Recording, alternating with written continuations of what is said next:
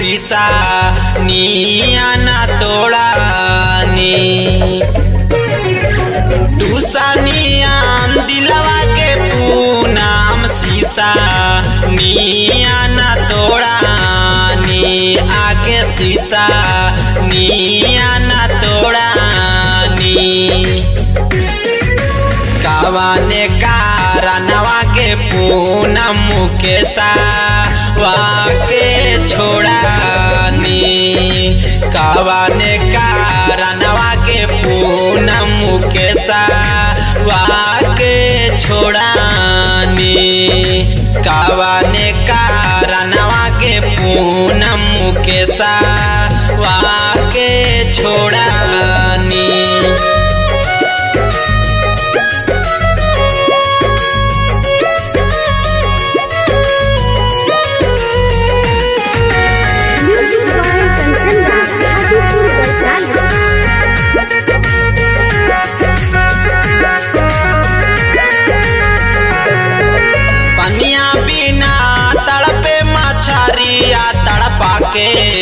ओ साही छोड़ानी। ताड़ा पाके ओ साही छोड़ानी।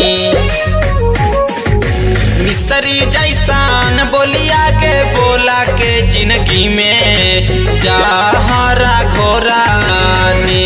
जिंदगी में जहरा घोरानी। कवाने कारणवा के पूनम मुकेशा वाके छोड़ानी। कवाने कारणवा के पूनम मुकेशा वाके छोड़ानी।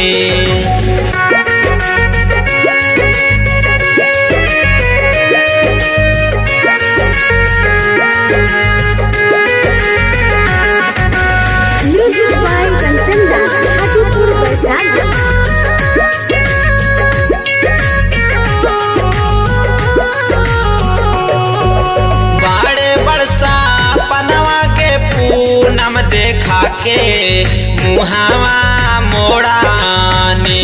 देखा के मुहावा मोड़ानी। बड़े बरसा पनवा के पूनम देखा के मुहावा मोड़ानी। देखा के मुहावा मोड़ानी। कवाने कारणवा के पूनम मुकेशा वाके छोड़ानी। कवाने कारणवा के पूनम मुकेशा वाके छोड़ानी।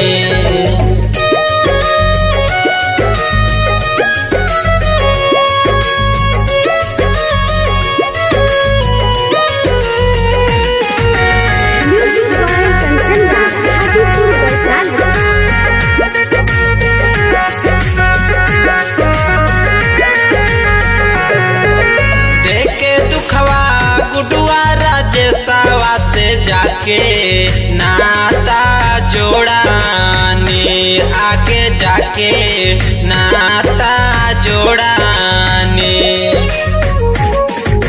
देखे दुखवा गुडुआ राजेशवा से जाके नाता जोड़ानी। आगे जाके नाता जोड़ानी। कवाने कारणवा के पूनम मुकेशा वाके छोड़ानी। कवाने कारणवा के पूनम मुकेशा वाके छोड़ानी।